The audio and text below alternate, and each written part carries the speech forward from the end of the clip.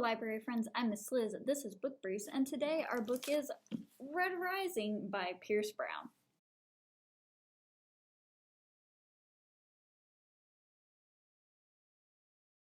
No, Red Rising is not a new book. It's a fairly older book. It has 4 sequels out now. It's one of those books that it was supposed to be a trilogy, but then the author was like, what if I wrote more?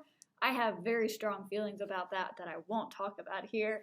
But for the next couple of book briefs, instead of giving you guys just summaries of new books we've got on the shelves, books that I haven't read, I thought I would talk about some books that I have read that I have really enjoyed, because there is no shame in going back and rereading a good book. So Red Rising is a science fiction story, and if that usually turns you off of books, don't let it do that to you, because I don't usually like science fiction, but Red Rising I really enjoyed. I'm usually more into fantasy things, into other fiction, but this one got me hooked. I like to describe it as everything I wanted out of Hunger Games and didn't get, dialed up to 12.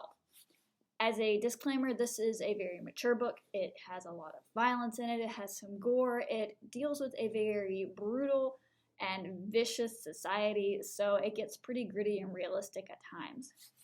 In this story, humanity has moved past Earth. They've expanded into the rest of the solar system, and humanity is now broken up into a caste system, as it were, that is designated by color. So at the top we have gold, silver, bronze, and then you get to the bottom and you have reds, browns, and other colors. Our story is about Darrow, who is a red working in a mine, so he's the lowest of the low. But he's okay with that. His life is hard, but he feels like he's working towards a purpose. He has his family, he has his clan, he's very good at his job, and he feels like that is enough for him, because he also feels like he's working towards a goal.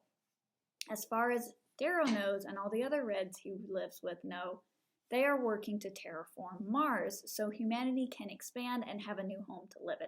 So in a way, they're going to be the heroes when they get done with this. It's hard work, but they feel like they're the Reds, they're here to do the backbreaking labor. They are going to be the heroes in the end. But actually there have been people living on Mars for years. And when Darrow finds this out, it leads to a cascade of tragedies that ultimately leads to him having to leave his home, fake his death. But people have actually been living on Mars for many years, and when Darrow discovers this, it creates a chain of events that leads to several different tragedies, and he eventually ends up in the hands of a group of rebels who are trying to overthrow the Gold Society, because Golds are at the top.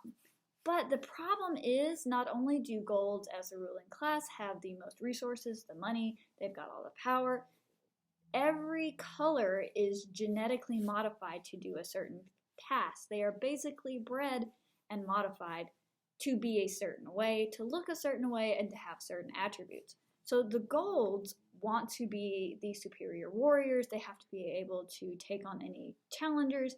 So they are genetically taller, they're much bigger. They go into a lot of detail of this in the book. They have more nerve endings, so they move faster. Their brains think faster. They can remember more things. So how is Darrow going to help these rebels overthrow a society of basically superhumans? He's going to become one. He's going to infiltrate the society and overthrow it from the inside.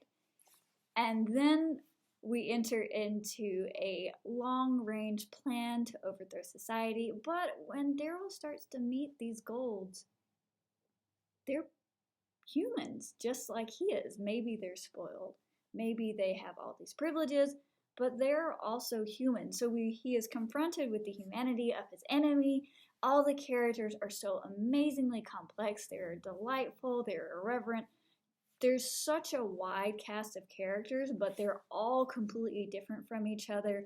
The first part of this book takes place in a more medieval setting, so maybe that's why I liked it so much. But the whole trilogy is just a wild ride.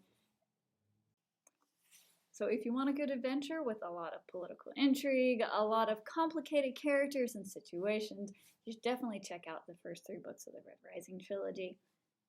The audiobooks are also really great. I do a lot of my reading through audiobooks, so if a book series has a great audiobook, then I'm definitely into it.